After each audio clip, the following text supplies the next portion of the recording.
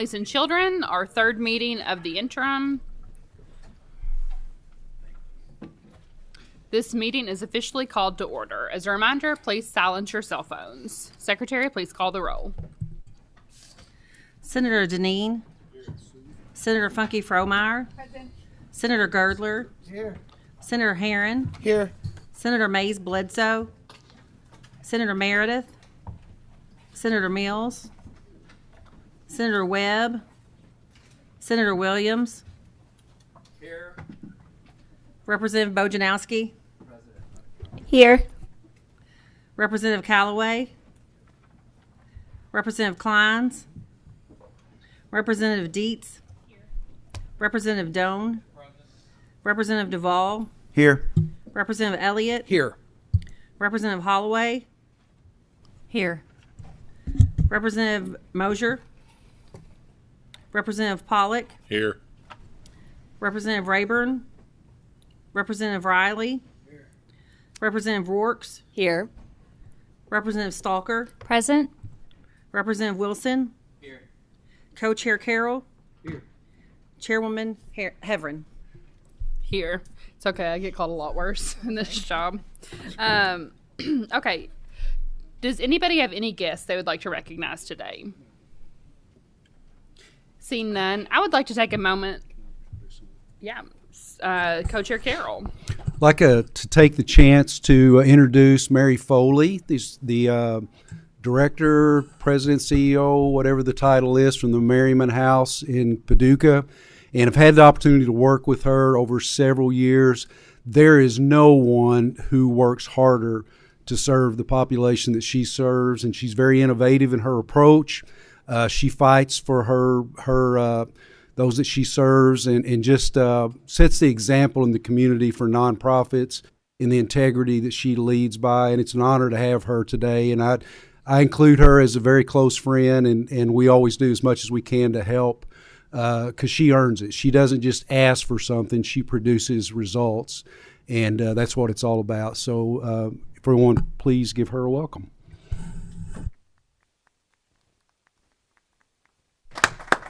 Welcome. I would like to take a moment of personal privilege before the meeting ends and say farewell to my dear friend Eric Clark, who works in the Kentucky State Senate. This will be his last meeting for Families and Children as a Kentucky Senate worker. And so I'm grateful for his friendship. The first time I met Eric, he was actually helping me on a child care amendment. A senator had wanted to make a change to one of my bills, surprise, and he helped me work through that. And I greatly appreciate his friendship. When I got this chairmanship, I was very nervous. Although I had done a lot of families and children work, it's still a lot to take in, and he has been there the entire time, being able to help me and provide guidance. As a former commissioner of DCBS, I feel really sad for the Senate that they're losing Eric, but I'm so excited for the children of Kentucky that he's still staying in the realm. He has made a true difference for kids in Kentucky, and I'm eternally grateful for his friendship. I give him a hard time saying he's leaving me. He'll never speak to me again, but I know he'll just be a phone call away if needed. So if we can take a moment just to applaud Eric for his hard work.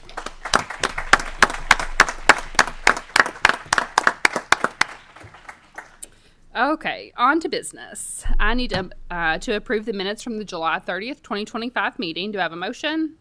I have a motion and a second. All in favor say aye. Any opposed? The minutes have been approved as written. We are going to go a little out of order today just because we have a quorum, and I know that surprisingly legislators have other jobs outside of the legislature, and so I want to make sure we have a quorum to do votes on the Community Services Block Grant before people have to duck out. Could Roger McCann and Amy Smith please come to the table? They will be giving a short presentation on the 2026-2027 Community Services Block Grant State Plan. I'm assuming it is just Mr. McCann. Yes, ma'am. Okay, if you will introduce yourself for the record, and then you can get started. My name's Roger McCann. My name's Roger McCann. I am the director of the Division of Family Support within the Department for Community-Based Services. You can go ahead and get started. All right. So what we're here to talk about is the Community Services Block Grant. And just briefly, the block grant, it was born out of the Economic Opportunity Act from the 60s, but it was reformed under the Reagan administration in 1981. And the concept is that to push the grant down into the states, but even further than the states to the local government. So today what you see is the Community Services Block Grant. Yeah, thank you. Better. Oh, That's okay. I'm good. Thank you. The Community Services Block Grant is the cornerstone of what they call CSBG eligible entities in Kentucky. That is the 23 community action agencies. Those 23 are made up by a tripartite board. That board is 1/3 local elected officials, 1/3 low-income representatives, and the other third is members at large, business folks and things like that from the community. The concept is to put the grant money into the local communities.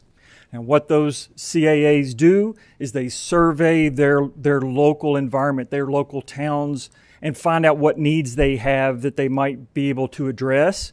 And then they utilize the Community Services Block Grant to go about doing that. It's sort of a build it and they will come. The CSBG is the cornerstone. It is the framework. It is the foundation by which then they build other services. So that might be LIHEAP. It might be transportation. For example, in Harlan County or in Scott County or I believe in Danville, they form the transportation network for those communities. Now in Jefferson, they have their own public transportation. So the Community Action Agency in those places recognized that that was a need there that they needed to do. So that's what the CSBG Block Grant lets them do. In some communities, it's Head Start. There may be a domestic violence shelter or something like that. So it's very, very flexible funds that is guided locally by local boards to oversee those funds. So what this, what the block grant process is that those local communities tell the state what they're going to do with those funds.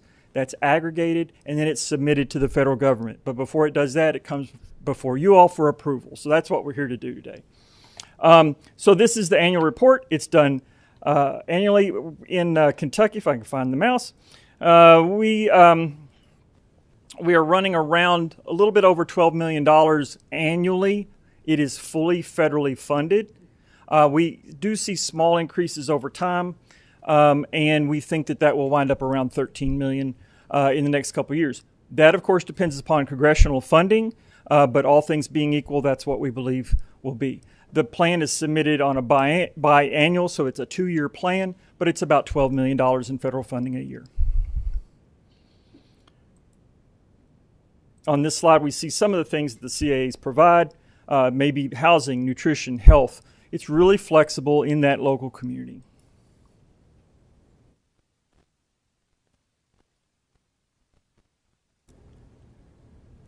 In 2024, 264,000 Kentuckians were served, 130,000 families, and it shows that it's a wide breadth of folks across the state in all 120 counties. But again, local decision for each of those. And as I mentioned, 12 million. We expect 12 million a year in state fiscal year 27. Have any questions? Senator Meredith. Thank you. Thanks for the report. I certainly like putting money back in local communities.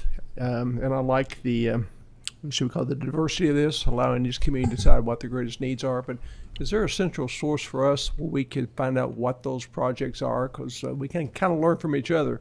What might be a priority in Fleming County wouldn't be for Meade County, but by seeing what Fleming County does, Meade County may get some inspiration that, hey, we need to do that as well. So is there a central repository of?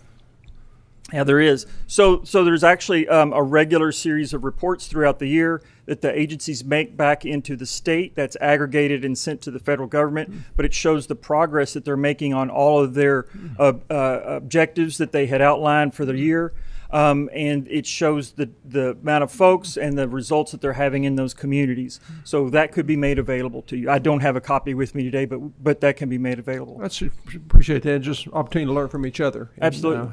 I'm again like the concept, but I'd like to know what other communities are doing. But I'd appreciate that. Yep, we can do that. Thank you. Any other questions from members? Seeing none, do I have a motion to approve the CSBG state plan? I have a motion and a second. Secretary, please call the roll. Senator Deneen. Senator Funky Fromeyer. Senator Girdler. Senator Herron. Yes. Senator Bledsoe. Senator Meredith. Senator Mills. Senator Webb. Senator Williams. Representative Bojanowski. Yes. Representative Callaway. Representative Kleins. Yes. Representative Dietz. Yes. Representative Doan. Representative Duvall. Yes. Representative Elliott. Representative Holloway.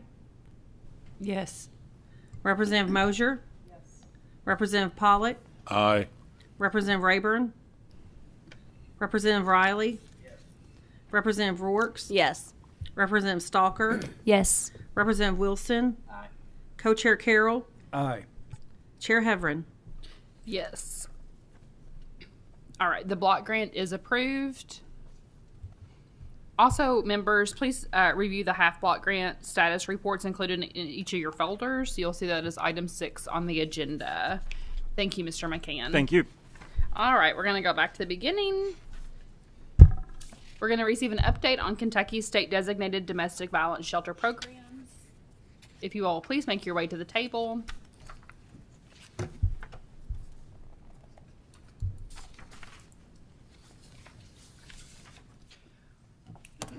Once you're seated, if you will please introduce yourself. You will see on the push button on the microphone, the green light will come on and you'll know that's on. And once you've each introduced yourselves, you can then start your presentation.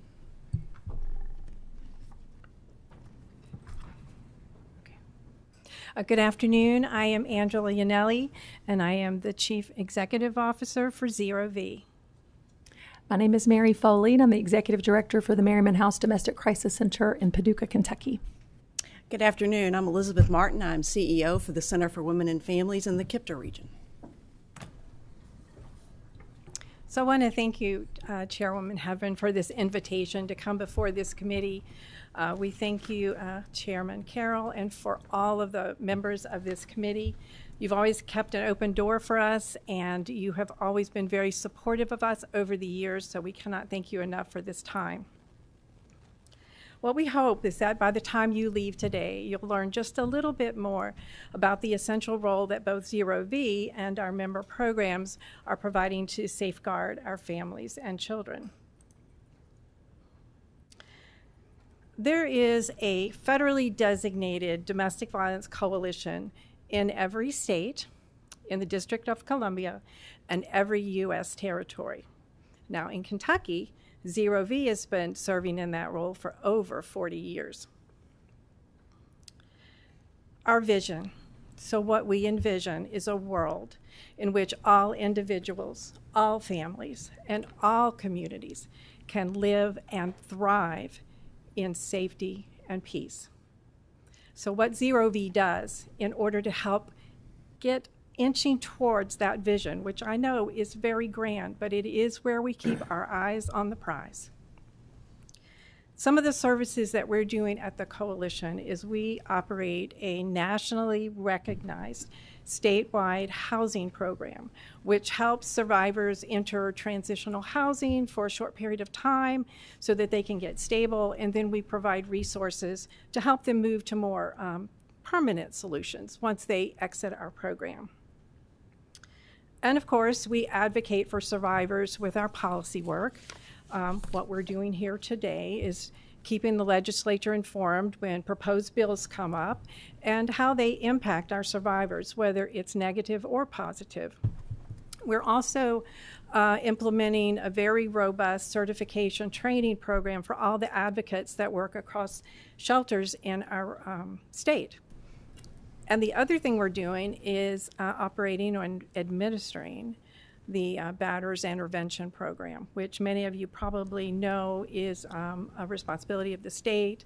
Zero V is taking that responsibility on, and it is a program that's designed and rooted to change violent behaviors so that we have safer families in Kentucky. But I think one of the most important roles that we do at the coalition is to represent and support our member programs. Our member programs are providing state-mandated services across Kentucky, and Zero V's, one of their primary roles to make sure that those services are provided in a very quality, trauma-informed way. Okay, so as you can see from this slide, there is a designated domestic violence shelter in every area development district. So there's 15. And all 15 of these programs are members of Zero V.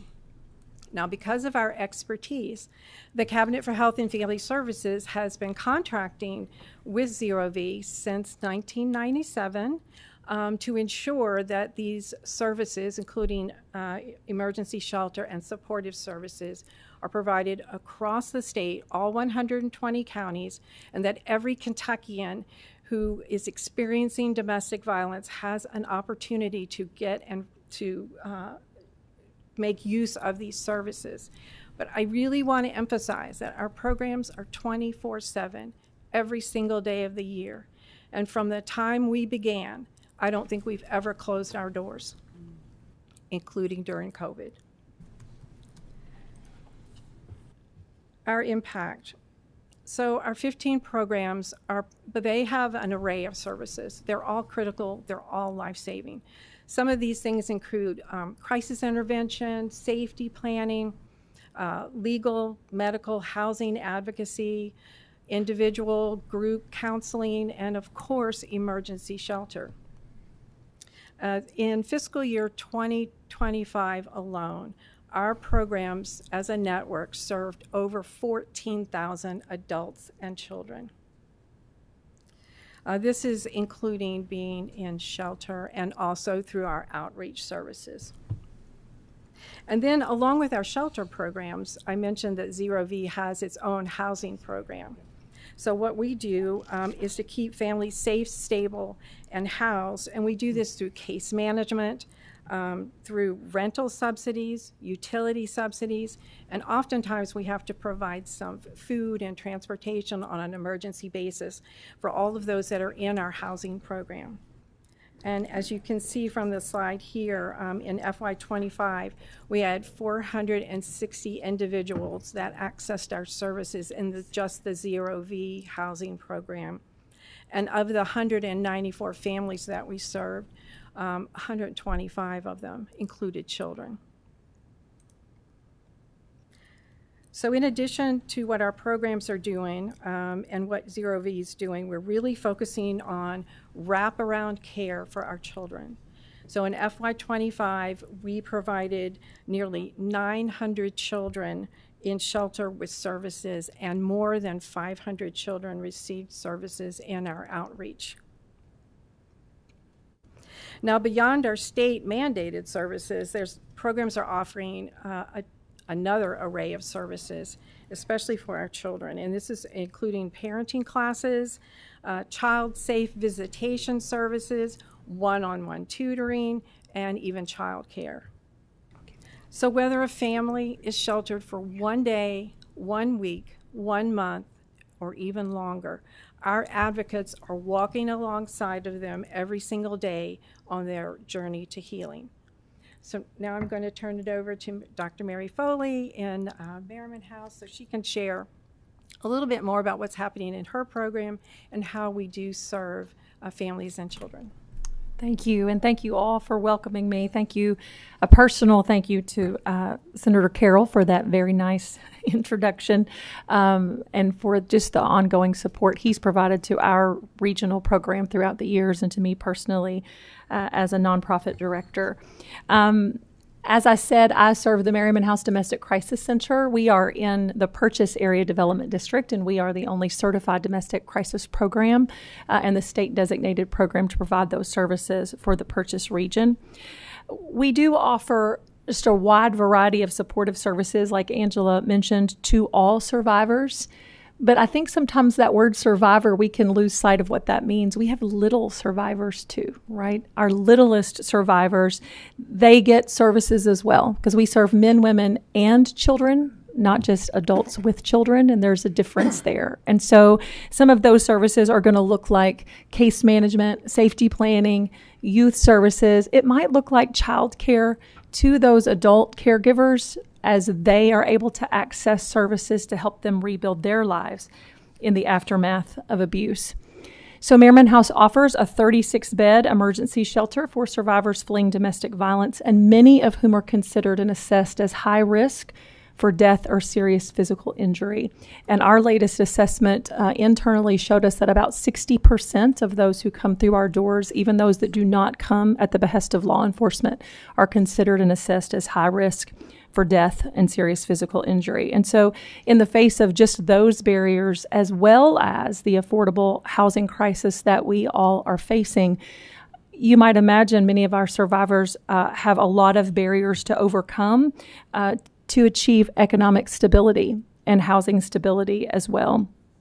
So in an effort to address aspects of that affordable housing need, we also offer an 8-unit transitional housing complex in the Murray-Callaway County area, and we also support other transitional housing units with private landlords across our service area. Excitingly, we have purchased land and hope to build a 48-unit apartment complex in our region that will help survivors stabilize their housing in that time of transition. And so if our tax credit application is approved, then we stand ready to respond and to meet that need to support survivors for financial stability and housing readiness. So as you can see from the slide here, we just pulled a few of the annual report highlights. But I don't want you just to look at that slide. I'm going to ask you to do something that might seem odd and maybe a little bit uncomfortable, but here I am. I'm going to ask you to do it anyway. I'm going to ask you just to take a minute, close your eyes if you would. And I'm going to ask you to put a face, to bring a face before your mind of someone that you love. Maybe it is an adult son or daughter. Maybe it is a younger child. Maybe it's a niece. Maybe it's a nephew. Maybe it's your parent. And when you get their face before your eyes, I'm going to ask you to really see them. All the things you love about them, all the ways they enrich your life. I want you to really see them. And I'd like for you to imagine just for a moment that they need Merriman House. They've been assaulted, or you have just learned of something awful that has happened to them, or maybe you're learning of their experiences that were in the shadows. And I want you to imagine that they need us. And now if you'd open your eyes, now look at the slide, because all of those numbers that you see on that screen, those represent people that are loved and people that have value and people that need our services. Now, that support for those hundreds that are served that you see there, it might look like back to school haircuts. It might look like getting those coveted tennis shoes to make that first day of school all that it should be. It might mean something much more serious, like covering medication for a medically fragile child. It might look like what it's going to look like just in a couple of weeks in Paducah, where our youth advocate will be in the delivery room as a survivor brings forth new life, because Merriman House really is the only support system that she has. And then our staff will help her transition to bringing that infant home to a communal living environment, to an emergency shelter, where she will learn to mother and care for an infant with our support as she gets back up on her feet. That support might look like several nights or several months in the shelter. It might look like temporary employment through our workforce development program. It may just look like groceries or hygiene or toiletries, or some way that we help them make and create an environment that is healing and hopeful for brighter days ahead. At Merriman House, we serve whole families, and we are committed to addressing their complex safety needs. When families enter our shelter with only the clothes sometimes on their backs, our advocates stand ready to help them secure their essential documents. Maybe that's a Social Security card or a birth certificate that they need to take care of other processes that engage with other systems. Maybe it's that stable income. Maybe it's furthering their education to help them secure that job that they're going to need. We believe in wraparound support that is essential to helping survivors break free from an abusive partner's conditioning and control. See, the survivors that we serve, they're people in your community, people that you love, people that you care for, that are seeking a safer tomorrow. Ladies and gentlemen, they are people that sit in your church pews. Maybe you just spent time with them in a Sunday school class this past weekend and you didn't realize they are on your children's softball teams and extracurricular activities and soccer and track. They are those that sit with you in your places of employment. They are classmates to your children. They are, more importantly, the families that make our communities vibrant and robust. They live in the places that you live in, and they better those places in which you work, play, and thrive. Our goal at Merriman House is to keep safe and support survivors every step of the way, regardless of the path that brought them to our doors. Unfortunately, year after year, I can tell you that our biggest challenge continues to be the rising cost coupled with the rising demand for our services. Merriman House specifically operates at full capacity between 90 and 92% of the time during a calendar year. And so this is in part due to the rising need for emergency services and affordable housing units. Currently, we have 53 individuals and households on our waiting list for emergency shelter that we are calling and triaging on a weekly basis to assess their safety. 63 additional individuals are sitting on a waiting list for an intake to be on an advocate's caseload where we can connect them to the services that we've already described to you here today. Those numbers are the largest that I have seen in a waiting capacity in my more than 13 years with this organization. Now, I don't know about you, but I have 4 people in my household at home, 2 kiddos and me and my husband. In Merriman House, we help support a collective of 40 households at any given time, providing them with 3 meals a day, 24/7 operation. Like Angela said, we never close, and that is a costly endeavor. In 2025 alone, we saw our bills go up just like you might have in your household. Just to give you a real quick snippet, our electric bill increased by nearly 8.5%, our water bill by 14.38%, our gas bill by 20.64%, our overall client assistance services and needs by nearly 12%.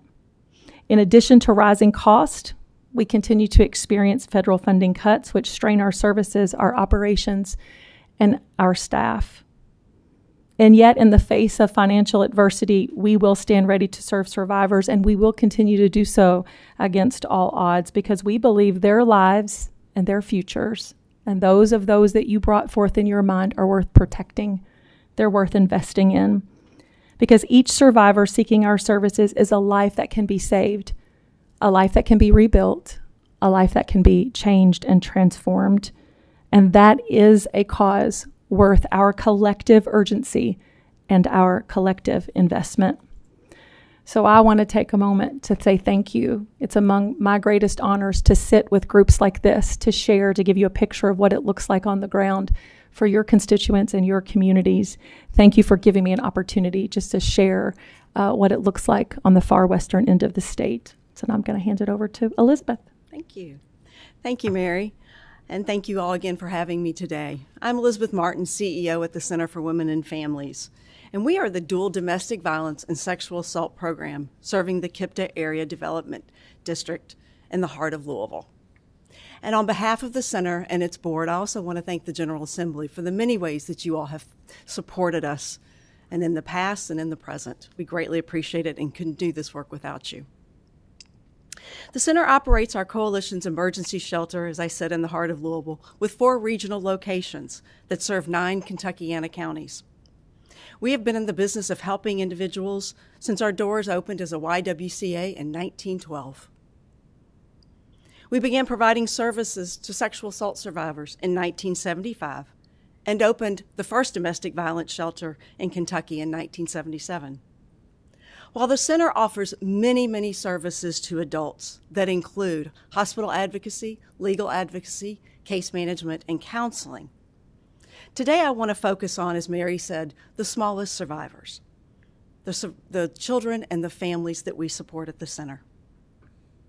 Something that many people don't realize is that our coalition's domestic violence programs serves hundreds of children each year across the state, both in and out of shelter. Just like many in this room who have children, the center also sent our kids back to school. On the first day of school, we sent 40 children to school. We do our best to make school go as smooth as possible, making sure they're safe, and making sure it's fun. School needs to be fun, and we want these kids to have that. Ahead of the start of school, our family advocates met with each one of their families to ensure they had what they needed to feel safe, prepared, and especially for families that the school process was new to them. We made sure each school-age child had a backpack, school supplies, snacks for that long bus ride home, clothing to help them fit in, undergarments, and as Mary said, the coveted tennis shoes. We want our kids to look like every other child. And we made sure parents had the knowledge they needed about their rights, including the McKinney-Vento rights that ensure children experiencing homelessness have the right to continued attendance at and transportation to their school of origin, to feel empowered and confident in their children's education plan. We want the parents to be able to advocate for their children. And of course, on the first day of public school, we took back-to-school pictures to document the courageous and happy milestone in the lives of each of our families. Just to give you a snippet, we have 2 families, one has 8 children and one has 5, and they all went to school that day. To support youth who may struggle with specific subjects, the center has established a relationship with Teach Kentucky to bring 6 tutors to the shelter every single week. Take, for instance, Maria, a 7th grader who once was incredibly overwhelmed by math. Given the circumstance that Maria's mother is focused on her family's next step, where's she going to live? What about employment? Where's she going to get money to pay for things? Is she going to be safe? But with the help of a patient tutor from Teach Kentucky and the program, Maria not only caught up, but she excelled, building confidence and extended beyond academics. Her story illustrates the profound impact individualized attention can have. If parents agree, youth are also enrolled in the Jefferson County Public School after-school program, where they receive homework help, tutoring, activities, and opportunities for socialization. In addition to supporting our children's education, we provide numerous other services to help them enjoy childhood and aid in their development, including screenings conducted at shelter by the shelter therapist to efficiently identify such concerns such as learning challenges and development delays, and provide parents with individualized guidance and support. All children are invited to attend Kids Club, where they learn to identify and manage their feelings, with a special focus on understanding guilt and recognizing that they are never responsible for the violence they experienced or witnessed. They explore the roles of a child. What does it mean to be a child? And experiencing parentification. They shouldn't be the parent. And learn about the connection between their behavior and its consequences. Parents attend the Parents Empowerment Group, where they learn about child development. What are the normal stages, typical developmental stages, and how to understand trauma in their children? Once a month, the center facilitates a family violence program night where we serve our families dinner, and then they separate into 2 different groups. At the end of the night, everyone reunites to reflect collectively on their learnings and discuss how these can be applied in their daily lives. This shared reflection leverages the zone of proximal development, where peer dialogue acts as a catalyst for learning, allowing participants to gain insights from each other's experience and understanding, supporting one another. While moments and milestones like these can feel commonplace to families like myself, maybe like you, that face fewer or different types of life challenges, they can have a life-changing impact on families working to heal from the trauma of abuse. In so many ways, intimate partner violence seeks to uproot the safety, consistency, and trust within the family makeup that all children need and deserve. When the goal is power and control, nothing is off limits to abusive parents attempting to coerce the non-abusive partner and their children. The center's programming seeks to give the power back to the families, back to the non-abusive parent, by strengthening the autonomy and self-determination of these courageous individuals. Because we believe survivors and their children are far more than the harm they have endured. Domestic violence services are an investment in the lives and the futures of Kentuckians. So again, thank you for your time today to learn about our services, and I'm going to hand it back to Angela. Thank you, Mary, and thank you, Elizabeth. As you all can tell, domestic violence work is very specialized, and funding for our programs is critical if we're going to continue to do this very passionate, important work. All the numbers that you see on this slide here are lives that you have invested in through funding in the state budget. But as we mentioned before, unfortunately, there are still some Kentuckians whose needs are still unmet. Last year, our program saw a 44% increase in the number of unmet requests for shelter since 2023. And most of this is, as we've heard, due to shelter capacity reasons and also some reductions in staffing. In fact, we found out today, did a little research on where our programs are standing right now with respect to their capacity. And 7 of our 15 shelters are operating over capacity. 3 of them are operating at about 90%. And if you look at all 15 programs in general, it's 104% over capacity. That speaks volumes to what we're able to do with the resources that we have and the need that's still out there. So what do we need? What do we need from you? Well, we definitely need to continue the support from the Kentucky General Assembly. Your support is integral to supporting our programs so that survivors can continue to get the services they need in some of the most critical and dangerous moments of their lives. We've recently been asked what our priorities are for the next session. I am sure that it will be of no surprise to you that it is the budget. Our programs need financial backing to continue these enhanced specialized services for children. These services promote child growth, healing, and resiliency. And we also need resources to maintain the shelter facilities and for them to keep doing operations. We need to continue to expand so that we can serve more families and more children in a safe, secure, and nurturing environment. So to meet this needs, we are requesting $4 million per fiscal year.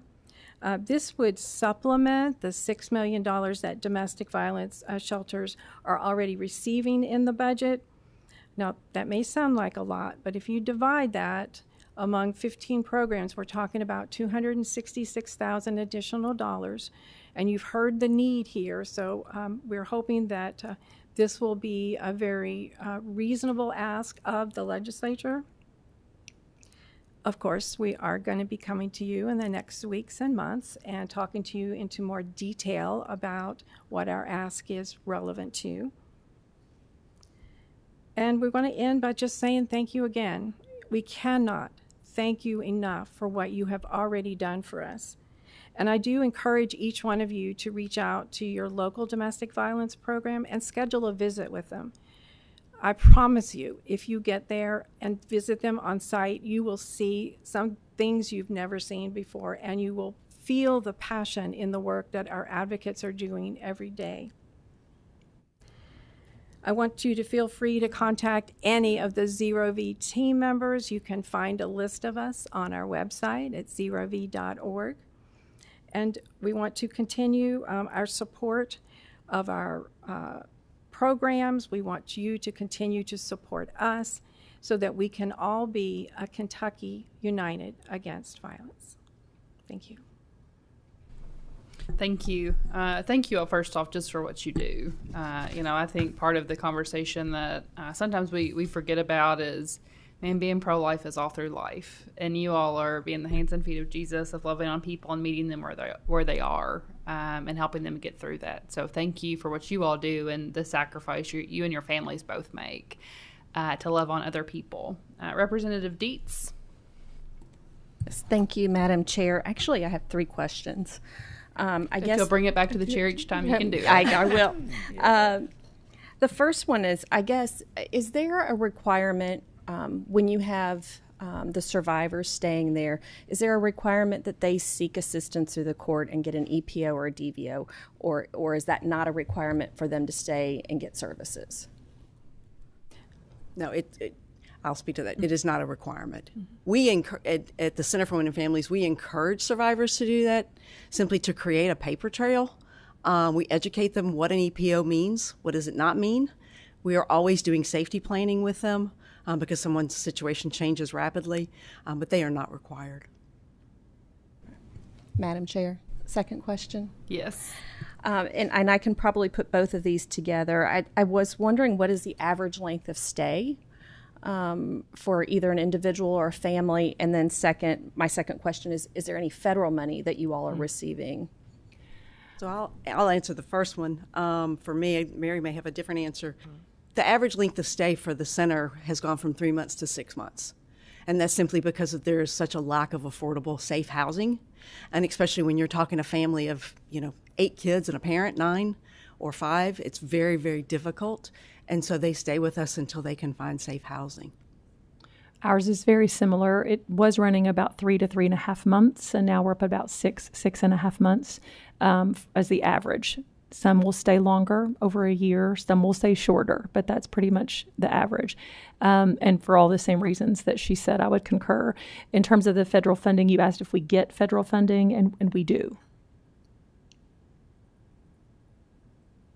How much? I actually have that, Mom. I'm going to let Angela say how much.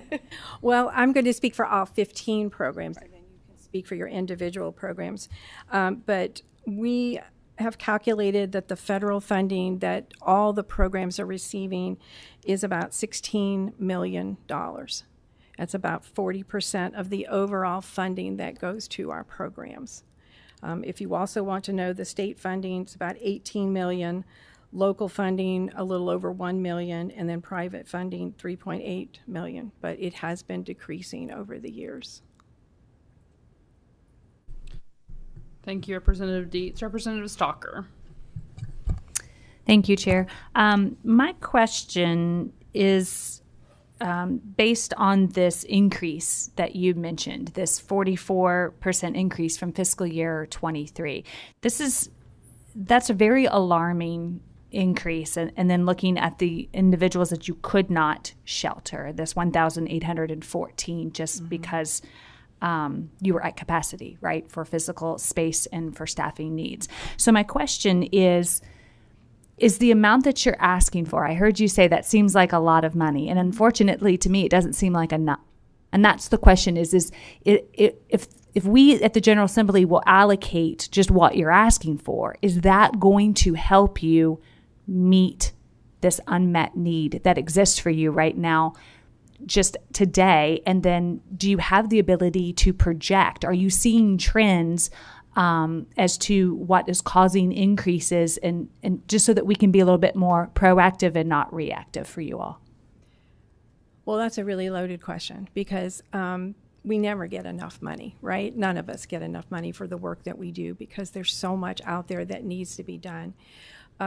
We believe that it's a reasonable ask given the situations that we're all living in and under, and we definitely want the legislature to take us seriously that these are important services, and we need that at least to maintain inflation, Staff salaries, I know that some of our staff are still not quite at living wages. We've been working really hard to get them there, but we still have those things. And some of the shelters are actually having some maintenance issues, and that's big bucks. That could be $266,000 in a moment.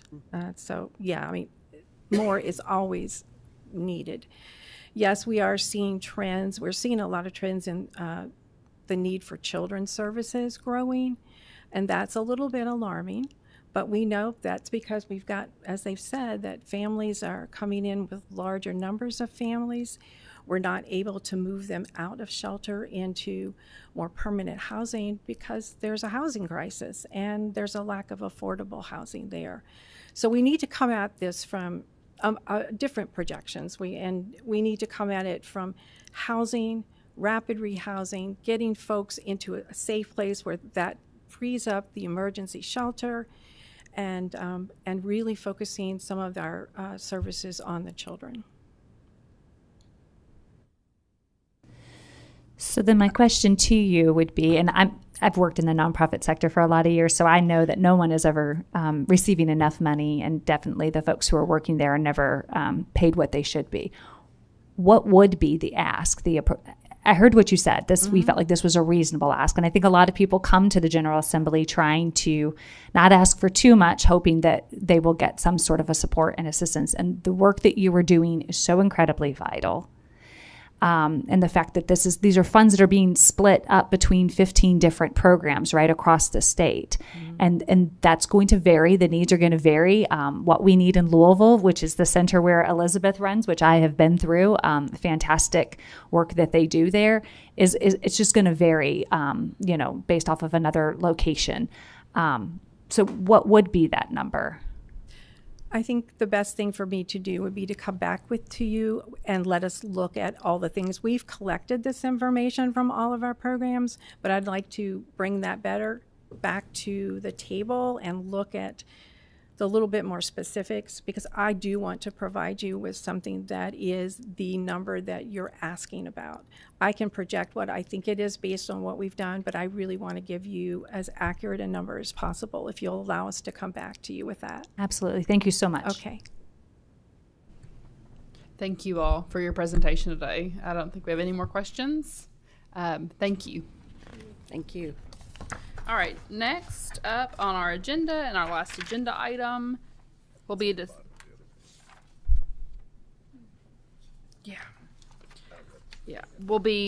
discussion on the Kentucky Collaborative on Childcare. Mr. All, Ms. Shanks, Mr. Calloway, and Ms. McQuillan, please make your way to the testimony table. As they get settled, very excited for this presentation today. For anyone new in this committee, child care has been a passion of mine since 2022, and continues to be something that really encourages me here in the General Assembly. I could not do child care policy without good friends, including my dear friend Charles All, who is at the table. And I really appreciate this. Has been a lot of love that has created this shared solutions for child care challenges. So please introduce yourself for the record. Once you've completed introductions, please start your presentation. Charles All, Vice President of Policy at the Kentucky Chamber. Kate Shang, Senior Vice President of Public Affairs at the Kentucky Chamber. Kenneth Calloway, Senior Vice President, Human Resources, Century Aluminum Company. Liz McQuillan, representing both Metro United Way and the 19 other local affiliates that make up the United Way network across Kentucky. All right, I'm going to get us kicked off today, Madam Chair, members of the committee. Thanks for the opportunity to come and as a group and present to you. We're excited about this too. This is a year in the making. So I don't know if y'all remember, we were here about a year ago telling you about this project and what we were hoping to achieve with this particular group that we're going to talk about. And today we are here to talk about the results of that work. And that is the Kentucky Collaborative on Childcare, which is a 40-member group of individuals. And you have a few of us here. I'm on it, and Kenneth and Liz. But then we also have some folks in the audience that are here today in support that are joining us that were also part of the collaborative. And I'll talk a little bit more about who the collaborative is in a minute. But we're excited to present on the report that was published back in May. You received a copy of it. I believe you have a link in your folder on accessing it. There are 37 recommendations of this plan. We will not hit every detail of every recommendation today, but we're going to hit the highlights and the work that we're going to do in the upcoming 2026 legislative session. I do want to point out this is not just the Chamber's recommendations or the Chamber's priority, although it will be a top priority of the Chamber in 2026. But it is the work of the collaborative. So when we speak today, we are speaking on behalf of the collaborative. We had a couple of objectives when we got together to formulate these recommendations. One is to make sure that Kentucky families have a choice. Those families that need childcare can access it and have affordable, high-quality childcare. The second was to ensure that we have adequate childcare services to support our growing workforce and our economy. So you have seen me at this table numerous times talking about workforce, and we continue to talk about workforce and how childcare can play a role in that. And so you'll hear about that today. I also want to point out that, as I mentioned, it's a top priority of the Chamber, but this is one of the Chamber's top 5 strategic goals that the Board of Directors identified during our 3-year strategic plan process. So it's pretty significant in terms of them calling this out as an important issue. And so that's why we have made an investment in this, and we've spent a year working on it, and that's why we're here today to talk about that. Our presentation, we're going to hit, Charles and Liz are going to hit some of the research that we published last week that you may have seen. So you're going to learn a little bit more about the supply or the gaps assessment that's been done. You're going to learn about what happens to workforce if we do address some of the cost challenges that we see. Then we will talk a little bit about the process for working with the collaborative, and you will hear from Liz as well as from Kenneth, who were members of the collaborative. They're going to share their perspective on that. And then you will hear from Charles, who will walk through the recommendations, and you have a 1-page summary of the recommendations in your folder as well that you can kind of follow along with. So with that, I'm going to go ahead and turn it over to Charles and Liz for the first part of the presentation. Thank you, Kate. Thank you, Madam Chair, for having us and members of the committee. We're going to start by just providing some of the economic context for why this issue is so important, particularly from the perspective of the Kentucky Chamber. And I'm going to be talking about a new report that we released last week. You can find it at kychamber.com/childcare. You have links to this, I believe, in your packets. And so this is a report that is just fresh off the presses. We're really excited to get this out into the public so we can talk about it. This is an issue, though, that frequently gets discussed in the context of how it impacts kids.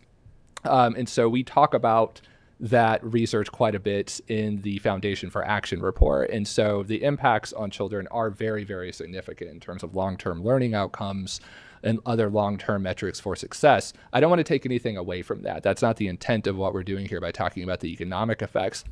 But we do really want to underscore that access to childcare does have real-world economic and workforce impacts. And something that Kate mentioned already is that we have spent tremendous amounts of time talking in this committee, other committees, about what can we do to get more Kentuckians into the workforce.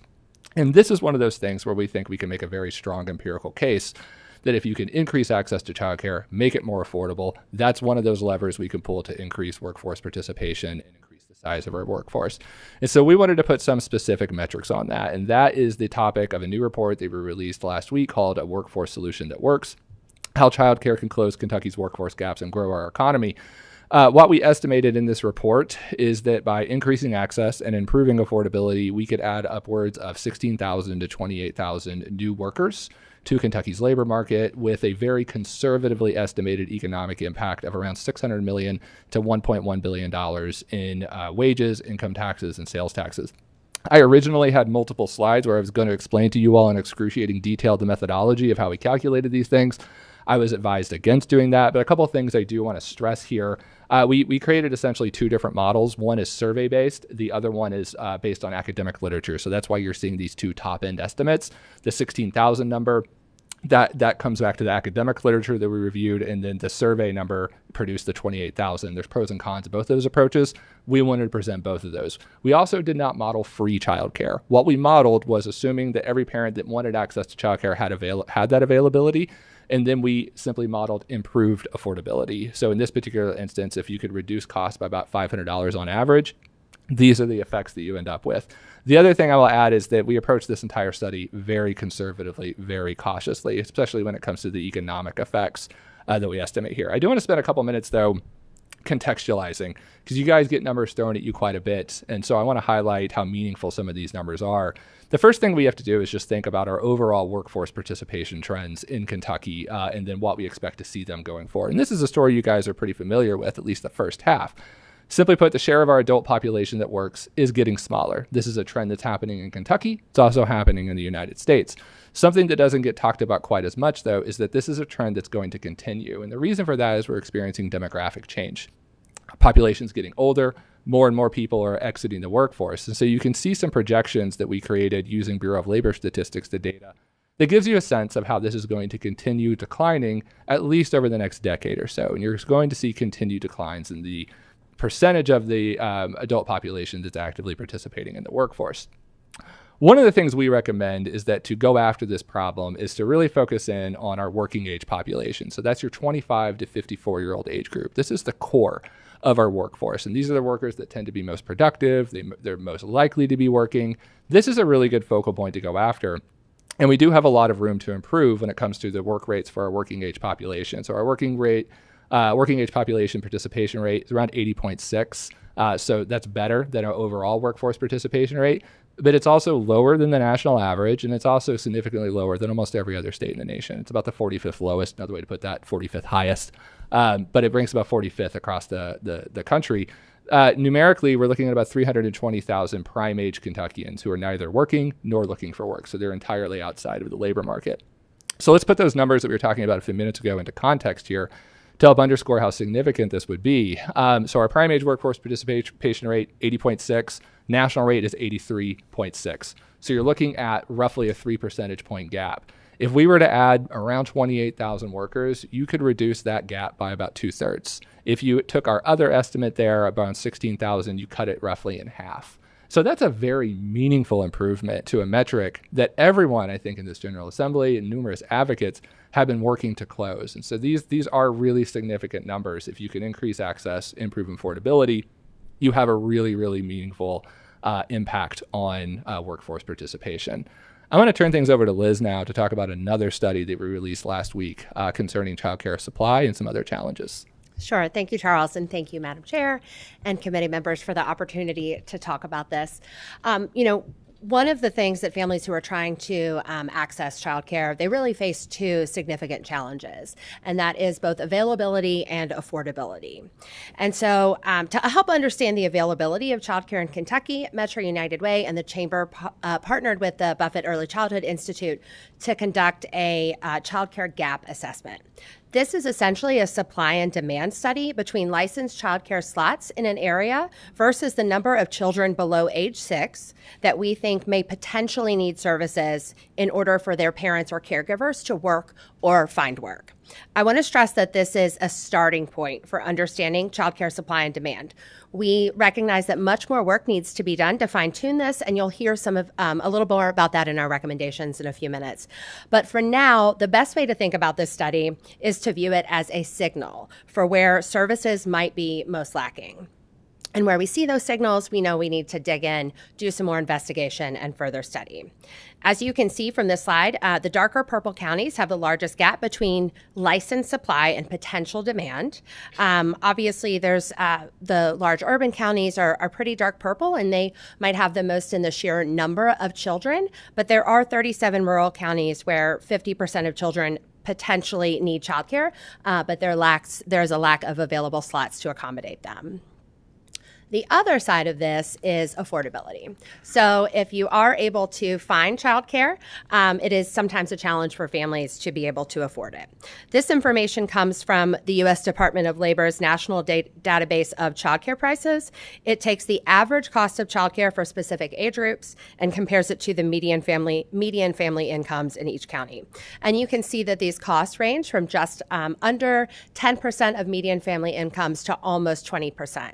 So I think that this while we're not putting sort of a baseline for affordability, I think these costs can be quite staggering for families. So a couple of things I just want to mention is that these are the average costs. So if the child care program that your family was able to get into because you were on multiple wait lists is a higher cost, then your family is paying more of that share.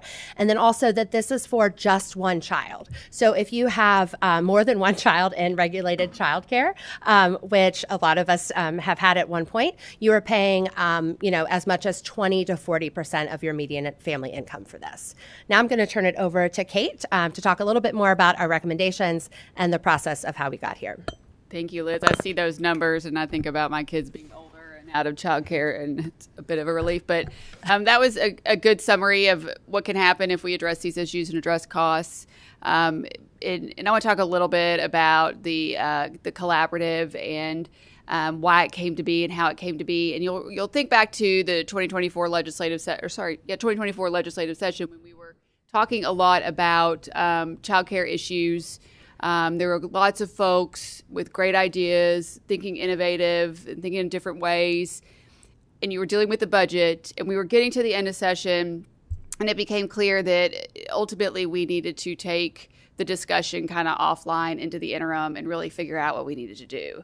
Lots of great ideas, lots of good thoughts on it, but we were just kind of rowing in different directions. And we decided as the chamber, because we are a convener, that we would grab everybody, sit down, and spend the interim figuring out what we could agree on. So we formed this 40-member group, and I want to stress that the group was, it was very intentional that we would find individuals with different opinions and thoughts about childcare.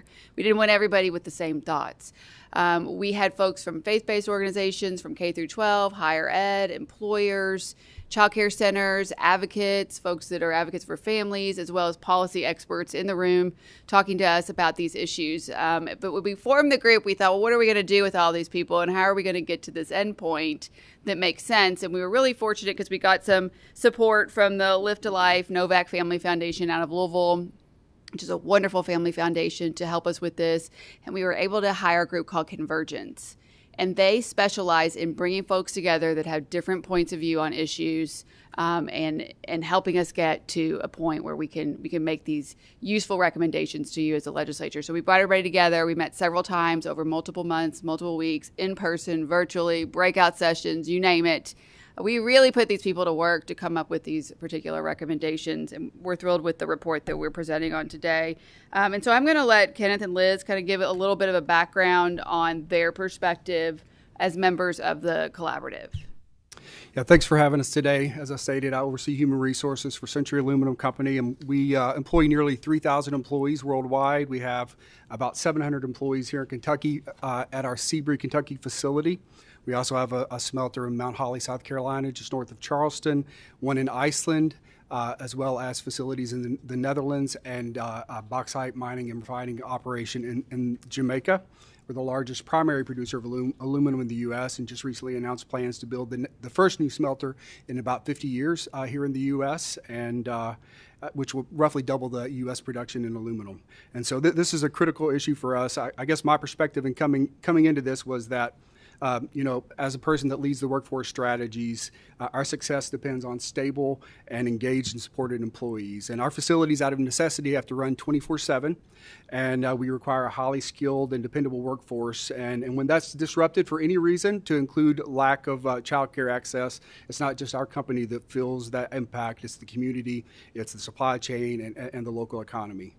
And so I came into this process really focused on what childcare means for employers. What I left with was the understanding that it's not just a workforce issue, it's a family issue, an education issue, as well as an economic development issue. And so being part of this helped me realize that we weren't here, as Kate just said, to argue over philosophies, because we have multiple opinions and multiple different viewpoints there, but really we're looking to support working families and find a lasting solution that works for everyone. And so the process, it started out with one-on-one interviews that raised some really tough questions as we kicked off the process. What's the right balance between availability and quality? What role do government and employers play in this process, and where should our interventions be targeted? And so the outcome of this wasn't to kind of split the difference and everyone compromise a bit. It was really to find durable and higher ground solutions that would help solve this issue. In the end, as Charles said and Kate said, we settled on more than 30 recommendations, and none of those opposed by any member, with multiple viewpoints represented there, which I believe underscores the weight and credibility of what we produced here. And what impressed me the most was, despite our differences, we were able to build trust with each other and find common ground and create solutions that reflect the best path forward for Kentucky. From our perspective as an employer, we feel this shortage directly. We see candidates withdraw from job offers, as well as employees leave the workforce for lack of child care. Additionally, at our Seabury plant here in Kentucky, we have 477 hourly employees. Our HR manager came to me the other day saying we increased the female representation of that employee base by 50%, meaning that we added one employee to the 2 female employees that we have. And so it's a striking number because it shows how hard it is to bring women into a 24/7 manufacturing environment when child care access is limited. And it's not because these folks aren't qualified, it's really because the structure of child care sometimes makes it difficult for participation in the workforce. And it's not just an issue for mothers, it's an issue for fathers as well. They face the same challenges with childcare that's often unavailable or unaffordable. And at the end of the day, it's a workforce-wide issue that we see here. For an employer like us, it drives higher turnover, which includes higher costs in hiring and training. It creates lost productivity when parents miss shifts and leave the workforce altogether. It makes it difficult to attract skilled talent into our facilities because sometimes childcare isn't as available and the options are scarce. And then it reduces competitiveness compared to other regions where it's more available.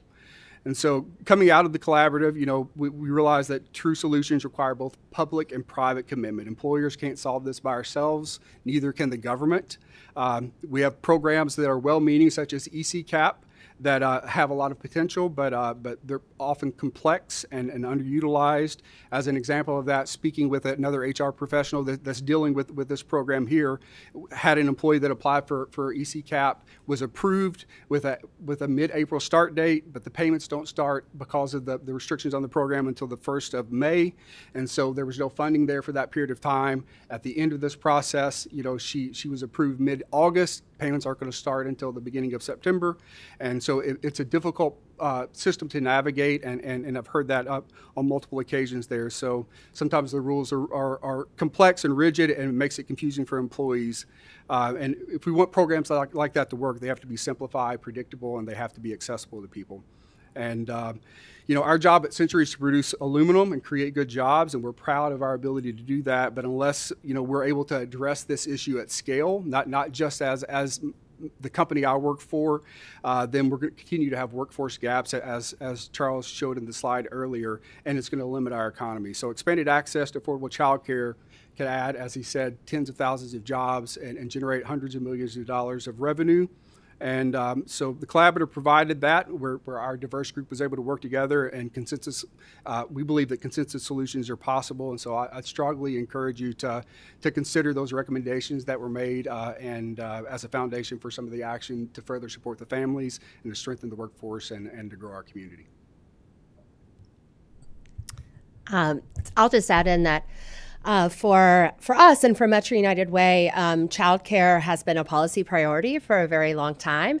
And we come to that, sort of twofold, in that we know that children need to start kindergarten being ready to learn in the classroom. And oftentimes for a lot of families that don't have as many resources, childcare is a great way for those kids to be able to get those resources, learn those skills, and start kindergarten ready. And then we also recognize that for families, being able to access work and career level jobs really depends on a structure, a really robust childcare ecosystem. So enabling an ecosystem where those parents can continue to work, bring home paychecks, and really support their own families is really important to us. So we were really pleased to be a part of this collaborative, and grateful to the Chamber for bringing the many voices together that I think present a really strong list of recommendations that we're excited to talk to you all about.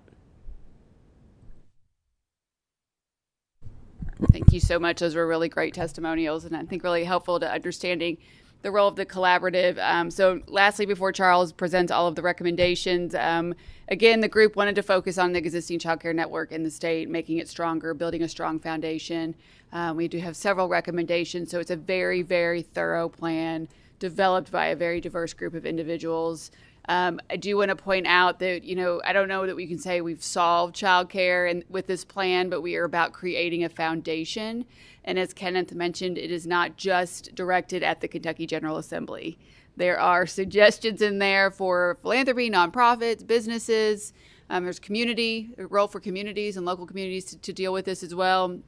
So you'll see that play out in the recommendations. And I think Kenneth mentioned this as well, consensus, as we refer to that throughout this project, means that everyone in the group were either supportive or neutral of the recommendation. There is nothing in this report that somebody in that group opposed. So if they did oppose, we pulled it out. So that we talked about it, we debated it, but we pulled it out. So you have a consensus document in this report with the members of the collaborative. And with that, I'll turn it over to Charles to share the recommendations. I know time is short, and we're going to try to move through these as quickly as possible. So as we already mentioned, we're not going to tell you all 37 of these right now. We're really going to try to hit on the top 8. And we're going to be very, very high level on this because we want to make sure we set aside a lot of time for questions. First of all, we have to improve our childcare data. This is really important as we think about limited resources in the state and how we want to target interventions, not only through government, but also through philanthropy, the nonprofit, the private sectors. We need to have really excellent data to operate under. One of the things we would like to see done is to implement an improved childcare supply and demand dashboard. This group actually debated in a lot of detail the appropriate methodology that should underscore how a dashboard like that should work. The new gaps assessment that we published that Liz provided an overview of, that is meant to be the foundation for it, but there are multiple steps that will need to be taken, and there will need to be policy change, particularly in terms of how we track available childcare slots. Those are things we will need to act on so that we know how much childcare we have, how much childcare we need. And you can think about how much leaner we can operate, how more effective we can be if we have that really strong data. We also want to improve transparency and clarity around spending around childcare. So in your meeting materials for today, as an example, you have a great report prepared by the cabinet that I think makes a good step forward and helping us understand some of the spending, but there's a lot of other areas of spending on childcare in this state. We want to bring them all together. And so one idea this group has is to actually work with the Office of State Budget Director to create a comprehensive report every year so we fully understand and have full transparency around all spending in the childcare space. So we have a full accountability of that, know where the money's coming from, where the money is going. Regulations was, as you can imagine, a very large topic of conversation, and we spent a lot of time working through this issue. One of the key things I want to start with is when you talk about regulations, the issue of ratios tends to come up. And so what we're referring to there is the number of children per teacher that's required under state regulations. One of the things this group reached agreement on is that those current ratios that we have in the state, we think that those are appropriate. Those shouldn't be amended in any way. We would recommend maintaining those. And if you try to expand those much further, you really venture into some unsafe territories. And so that's one of the recommendations this group has, is to maintain those. With that being said, there are a lot of opportunities for regulatory relief to make it easier to operate a child care facility, to make it easier to open up a child care facility. We think that to get from point A to point B, though, a very careful process needs to be laid out. And we want to borrow from the state of Montana that took a consensus-driven, safety-focused approach to streamlining childcare licensure and regulatory enforcement. So they worked with a third-party contractor to do a comprehensive review of their state regulations, compare them to other states, but most importantly, talk to impacted parties, talk to regulated providers, talk to non-regulated providers, talk to your regulators, get full consensus, package that in a report that can be presented to the cabinet, presented to this General Assembly, and then you can act on it. That's the process Montana has pursued. It's worked very well there. And we think that's a way that you can provide a lot of relief for childcare providers to make it a little easier to operate those facilities. Another opportunity for some regulatory relief and intervention and innovation is to allow for micro centers. So broadly in the childcare space, you have sort of two broad types. You have your childcare centers, you have certified childcare homes. Micro centers are something that kind of exist in between those two worlds. These tend to be smaller operations that operate in non-residential settings. And they tend to operate under a different regulatory environment than your other types of centers. A lot of states have started adopting these. Tennessee, as a good example of this, has allowed for micro centers for many, many years now. But Indiana most recently created a micro facility pilot program. That's something we would like to see outlined in state law so that we could have those types of centers operating here in Kentucky. We want to encourage community engagement. As Kate mentioned, not everything in this report comes down to government intervention. There's a lot of opportunities for local communities to take steps forward. In 2023, you all passed some legislation sponsored by Chair Heverin called Certified Child Care Communities. And the intent behind this program was to encourage local communities to essentially do two things. One, create local task forces that would be focused on problem solving at the local level. We've seen communities like Owensboro, Pulaski, Hardin County. They've taken these approaches. It's been remarkably effective. The other thing that we want to see happen, though, is zoning reform at the local level so that it can be easier to open up childcare facilities in different places. The idea that we had then was to create a certification designation that these communities could go and achieve if they go through those steps. And this is a way they could outwardly sort of promote themselves to potential childcare providers, to potential employers. Unfortunately, that legislation was not implemented. But one of the recommendations that this group debated and that we have a strong opinion on is to strengthen and implement the Certified Child Care Communities program. So make a couple of minor changes to what currently says in statute. The other thing we want to do, though, is make it very attractive for local communities by offering a time-limited, one-time local matching grant so that once they've gone through these steps, they can then pull down some funds in order to take action on some of the ideas that they create through their task forces. This is kind of similar to another program that's been successful in Kentucky called Recovery Ready Communities. Very, very similar in concept, but if we can get local communities engaged, that's beneficial across the board. Fourth, encourage employer engagement. What we want to propose here is to create a narrow framework in state law for the state to offer economic development incentives to employers that are seeking to increase childcare supply and capacity in their areas. So think about things like on-site childcare, at a place of employment, near-site childcare. One of the reasons we think this is so important is there is a significant change in H.R. 1, the One Big Beautiful Bill Act, that significantly expanded a federal tax credit program seeking to encourage employer-provided childcare. That's going to be something that applies to all states. What can we do to make Kentucky different? What can we do to encourage an employer to create that type of service here as opposed to Indiana or Tennessee? And so we think if we can create some targeted incentives to encourage that, that could also be beneficial in increasing supply. The other thing that we're doing in the private sector is creating technical assistance programs that will actually teach employers how to do this. And that's something we're bringing to the table. But again, I think if the state can intervene with a narrow framework, that can be also very beneficial. Kentucky All-Stars. This is our quality rating and improvement system. The idea behind All-Stars is to help ensure quality childcare. This is one of those ways where you get that really strong ROI, where you not only get that direct impact on parents participating in the workforce, you get those long-term effects on kids. That program's been around for a little while now. We think it's ripe for reform. With some improvements to really emphasize the types of outcomes that we want to see, making sure that we're tracking those outcomes, providing more support and incentives for childcare providers, and then, of course, streamlining some of the compliance processes. That's something we heard a lot about. This is another one of those things where process matters. We want to make sure that there is a big, robust conversation about how to make All-Stars more meaningful, so we encourage more participation and have more quality care. Supporting working families. So two different components to this. Kentucky has done a great job in building a strong child care assistance program. This is a program that provides low subsidies for low-income working families. And one thing I want to be really clear on is this is a program that heavily emphasizes work.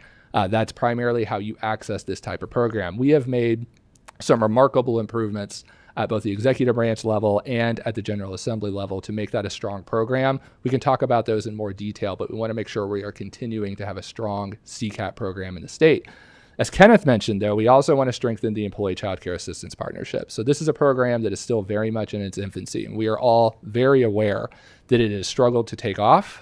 We know that our cabinet really worked hard to stand up this program out of nowhere. This is a very innovative program. Only a few states are operating these, but more and more states are moving in the direction of what we call tri-share programs, where you have the employer pitch in a little bit, state pitches in a little bit, the employee pitches in a little bit, and that's how you can help reduce care or reduce those costs and help those folks afford childcare.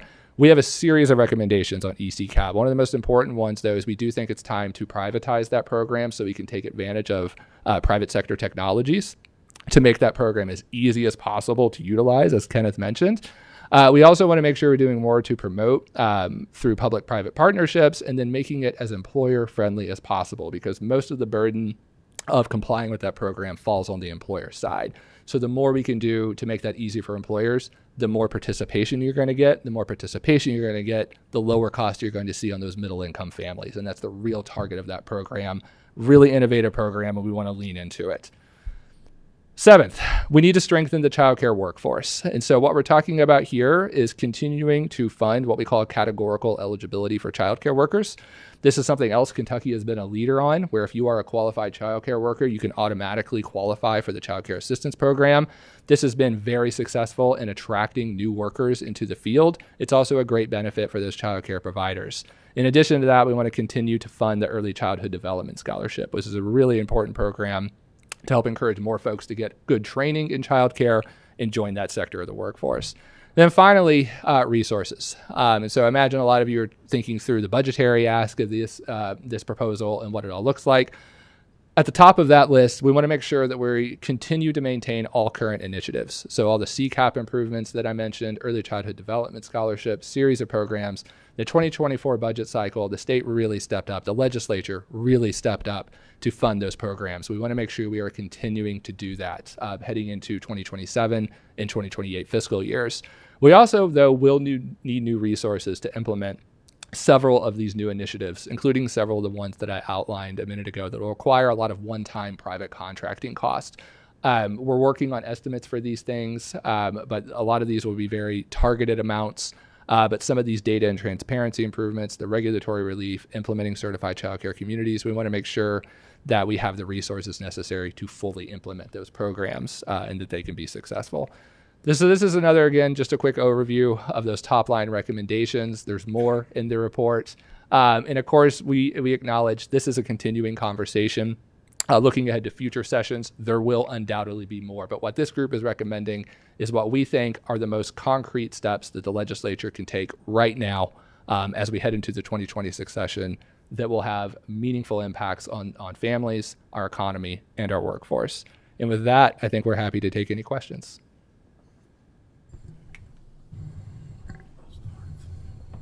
Thank you. Thank you. I appreciate every member that was on the work group.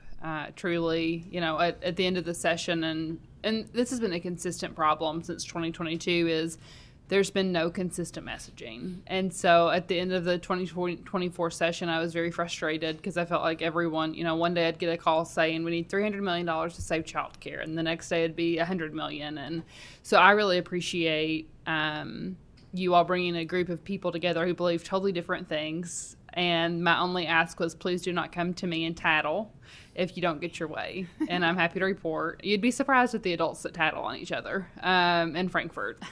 I did not have one person come to me because they didn't get their way. And so it really means a lot that all these people came together to come up with a concise message and consistency, because that's something that we really we miss a lot. But also, it shows that we can all work together to make good policy. And if you all expect us to do that as legislators, I expect our constituents and lobbyists to do that as well. So I really appreciate you all taking the time to do that. We have a few people with questions. You want to talk? Senator Carroll. Okay, a couple things I want to address. And I agree, it was frustrating when we came out with Horizons Act. I felt like that was a good structure to begin with. The financial ask was excessive. Really had no expectations of ever getting $300 million, but I thought it was a good start. And I think there are a lot of elements in that would allow the system to take care of itself. It's all about the funding, and there are a lot of different things that need to be addressed. Charles, the first thing, part of the Horizon Act dealt with the structure within the executive branch when it comes to child care and proposing some significant changes to kind of compile various aspects of early childhood. Do you all, or did you all talk about the existing structure? A lot of states are they are pulling everything children together in a specific cabinet, a specific division, whatever the case might be within that state. Do you all feel like, was the discussion, do we need to make some changes in that area? Do we need to consolidate the things dealing with early childhood education with other aspects of children's services under one specific cabinet, office, whatever the case might be, to make it stronger? Excellent question, Senator Carroll. We did go down that road and had some conversations about governance structures. And we looked around at sort of how different states are doing this, and we found it was hard to kind of get a sense of what's the most effective way to do this at this time. And so, as you mentioned, there is the emergence of some family cabinets, children's cabinets. You're seeing that emerge. You're also seeing models such as Texas, where a lot of their child care programs are delivered through what would essentially be similar to our education and labor cabinet. So it's the Texas Workforce Commission that operates those programs. Ultimately, we did have those conversations. I don't think we were able to establish full consensus across this group on what's the best model for this. It's something that's ripe for more study. I don't think there's any question about that. I'm not sure if any state has cracked the code on the best form of early childhood and child care governance and to make sure those programs are delivered. Because as you pointed out, there is an issue where we have multiple state agencies doing different things in this space. And we do try to coordinate that through a statewide coordinating body, but that can be very, very difficult to do. And honestly, that was in a lot of ways the impetus behind having a comprehensive accounting report, so that we know where at least these pots of money are going with all these different state agencies. So I think that's a good starting point for that type of work, but I think it's a good conversation that should probably be continued. Okay. Just a couple more comments, and then I'll leave it alone. There are struggles within child care that need to be addressed before we look to expand, to grow. I've witnessed this firsthand. I've talked to other providers. The behavioral issues within child care today has got to be addressed. That leads to issues. It's very difficult to find staff that want to work in that environment when they're getting spit on, cussed at, beaten. So there are elements that we need to delve into under the current structure, and how we handle that, and how we get a good workforce within that. And it's it boils down to bringing quality in. It's good a price with that. We hear a lot about the governor pre-K for all. And I know there are those that in here that agree with me on this. We need to rephrase that conversation, and I fear that there's going to be some conflict with what we're trying to do with child care and with the governor wanting to focus on pre-K. And you can't just focus on pre-K, because the two are intertwined. And if you focus on pre-K, you try to provide universal pre-K, and there is a financial gain to private providers to do that, they're going to stop serving babies and toddlers. So I kind of think where we're headed with the executive branch and the recommendations from this, not really on the same page. And I would challenge the governor to broaden his horizons a little bit and bring in the infants and toddlers. And as we look for a solution to all of this, that we think of this, and it's like we talked about a couple years ago, these are kids, this is education. And until we start looking at these kids as students like we do K through 12, I don't know that we're going to get anywhere. And until we start investing in them the same way we do as K through 12, we're going to struggle. And, we've had many legislators that fear that they're providing supplementation to existing businesses, that private businesses, you know, and until we get past that, until we look at this as education, you know, I think we're going to struggle. And I think there are many great ideas in this, and philosophically, these things are great. The trick is going to be turning these into policy that's going to be effective, and that's where the difficulty is going to come in. It'd be great if the executive branch was on board and we all did this together as we move forward. But make no mistake, there's going to have to be an investment at some point if we're going to take this seriously. You look at any other state that's addressing this issue, New Mexico, those that are really moving forward on this, they're investing a lot of money into this. And don't mean to scare anyone with it, it's just a reality. Sarah Vanover, what we did about child care for staff, I've talked to facilities, and I've witnessed this myself. I did not think financially for providers that there would be a windfall in helping them bring in revenue to sustain their operations from this. But there is, and it's made a significant difference to a lot of larger scale providers. And those are ideas on the side that will allow growth.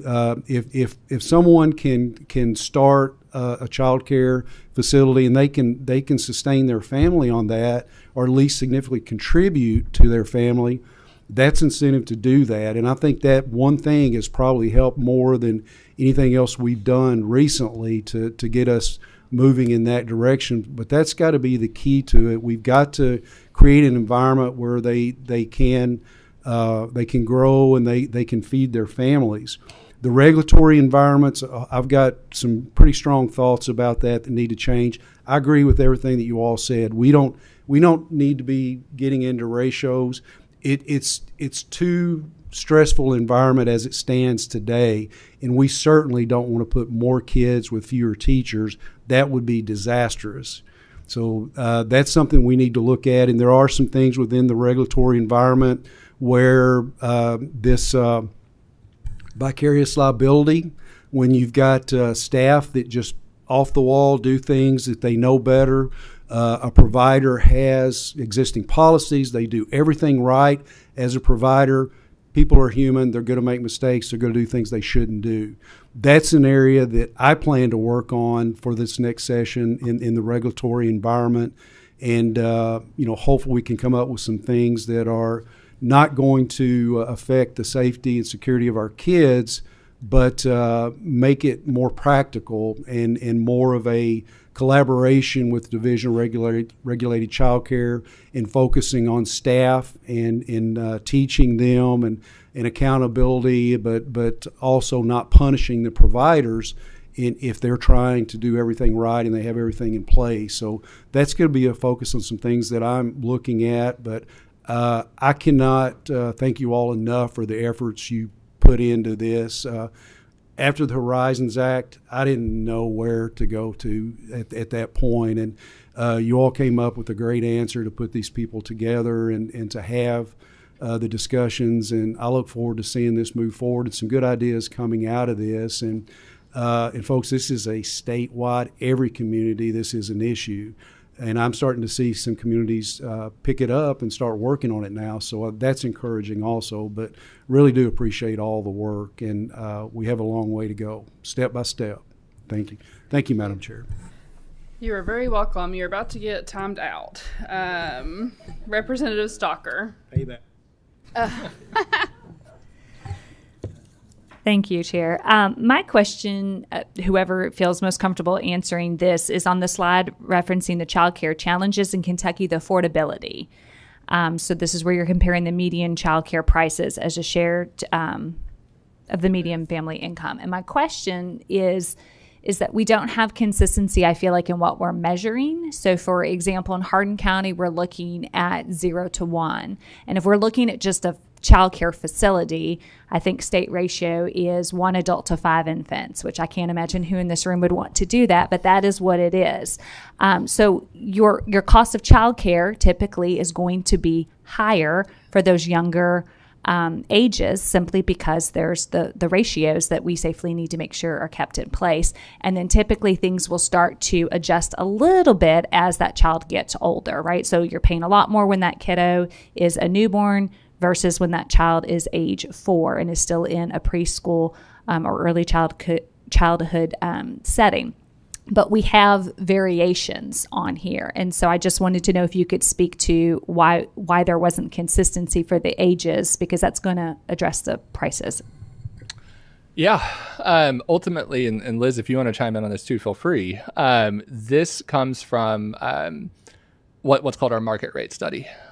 So this is a study that's done annually, done through a partnership with Child Care Aware of Kentucky, University of Kentucky. They conduct this work.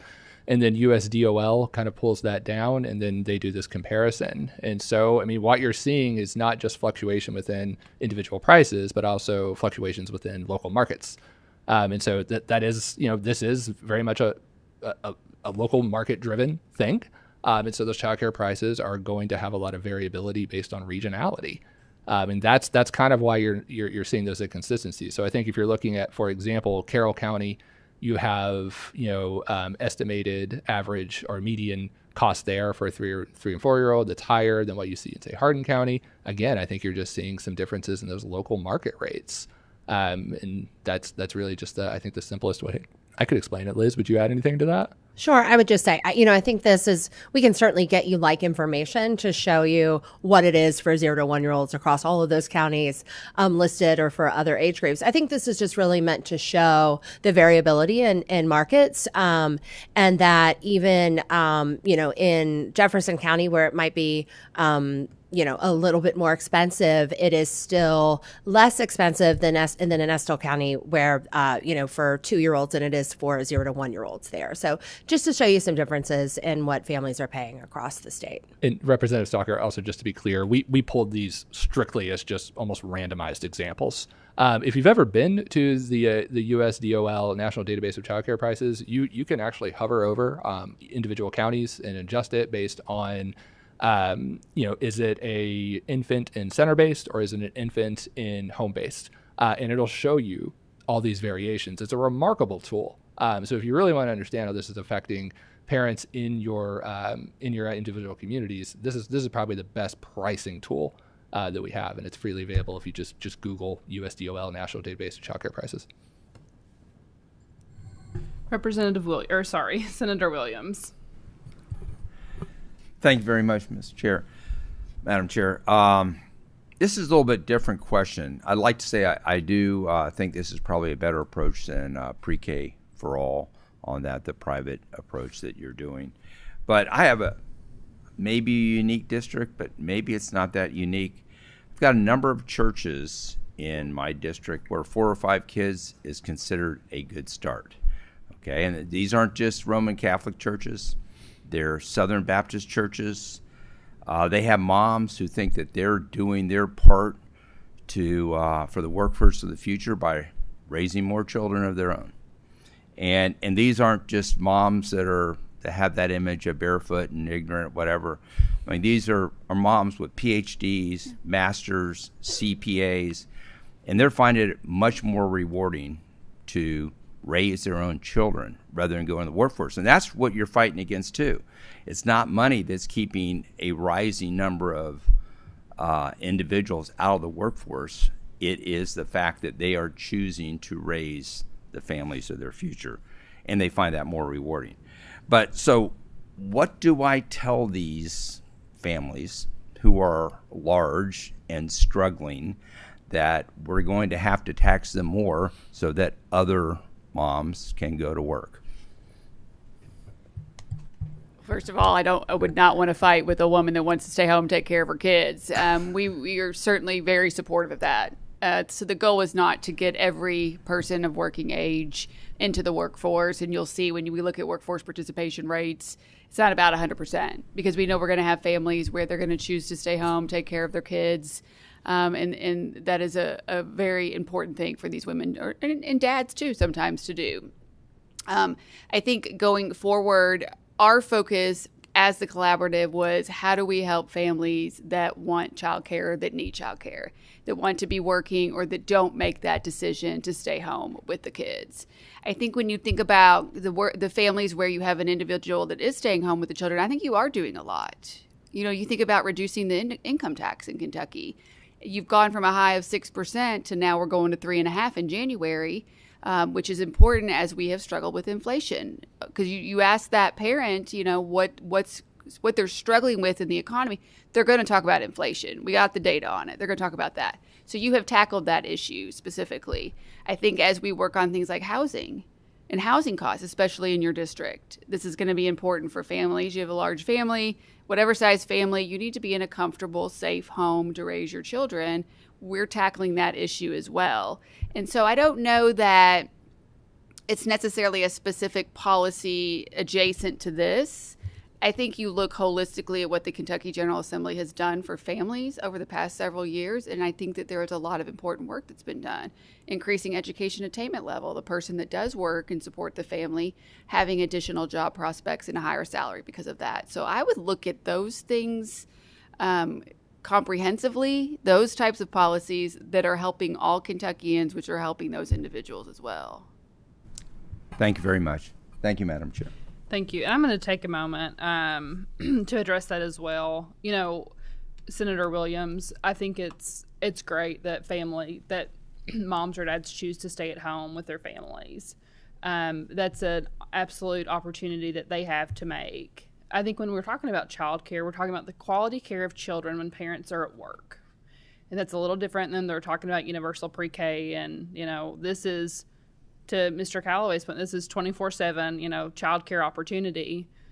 We have to also, while I think it's great to think that there's a family unit, a mom and dad that can stay home, you know, the mom or dad can stay home and raise the children. That's not what Kentucky looks like. We have a lot of single parents raising kids, and if they want the opportunity to work and to make their lives better, then we should be able to help them. And, you know, it's not an additional tax. This is already recurring funds, so don't label it that way if we're increasing tax. I don't have children, and I think this is really important. I'm not asking for a tax credit because I don't have kids or because or anything like that. I think it's okay to make policy that doesn't affect you. You know, that is actually a conversation we're having. What kind of conversation can we have to help stay-at-home moms or stay-at-home parents? But I think that's unrealistic. You've got to look at the rest of your district in Kentucky as well, of the single parents who are raising children, and how we can help encourage them to go back to work and possibly get off government benefits. And so when we're talking about this, please don't think it's just an opportunity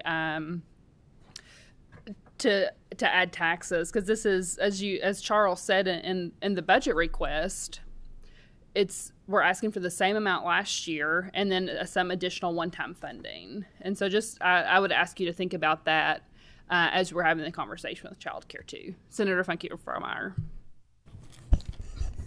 Yes, and I definitely appreciate your words, Senator Williams, in trying to really acknowledge the importance of the family and of the family unit and the strength and power of a family member raising that child. And I'm grateful for great quality child care for my children. I paid for it. So if it wasn't me raising them, I had them in good hands. And that's so important. 24/7, that's so important. We want to promote manufacturing in Kentucky. So we absolutely can innovate around this. In particular, your point number 8 that you provided to us on providing critical resources and the funding around implementing new initiatives. I'm a little surprised in my third legislative session, the amount of quality information and resources, but it does seem to be scattered amongst cabinets. And how we centralize that information is meaningful. In the point of really knowing where dollars are being spent, I never really considered that until you just shared that. If DCBS has a hand in it, that's a precious tax dollar pulled out of our pockets and put into that, as you said, Senator Williams. If the work cabinet has some responsibility, if education has some responsibility, if we've divided this from birth to adulthood or independence amongst so many cabinets. I think we need a better understanding for that, though I'm a little alarmed again that we'll tap into the taxpayer to fund that. Isn't there some other accountability system that we already have in place rather than providing additional funding for something that must already be done? I think for something along what you're talking about, I don't envision that being some sort of enormous new expense. I mean, we're already gathering these information in different places. And so hopefully as we kind of continue these conversations with the executive branch, this can be determined to be something that they could just do, under state directive, under statutory directive. And so we're going to look for those opportunities. Absolutely. Because we want to do this in the most cost-effective way for taxpayers. And so looking for those opportunities to where maybe we take existing reporting and making it a little bit better, putting some slight changes into it, creating more statutory expectations. We're going to look for those opportunities because we're thinking about it with that mindset.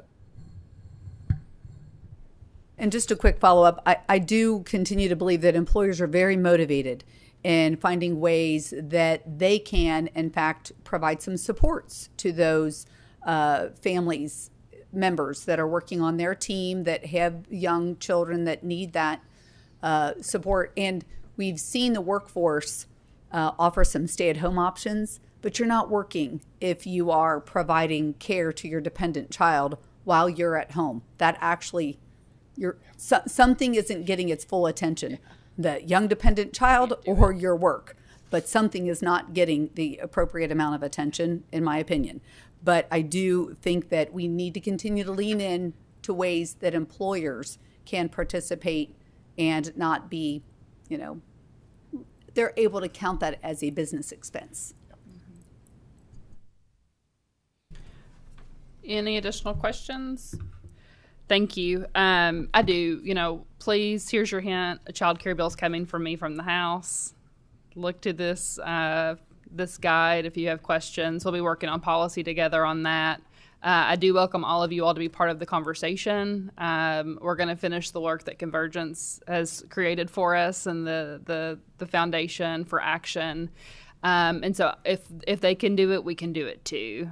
There's a lot of great things on the horizon for childcare and helping families. Once again, another example of being pro-life, helping kids after birth and making sure that they're getting good footing and helping parents along the way. Thank you all. Our next meeting will be in September, Wednesday, September 24th at 1 p.m. in the Annex. Can I have a motion for adjournment? Meeting is adjourned.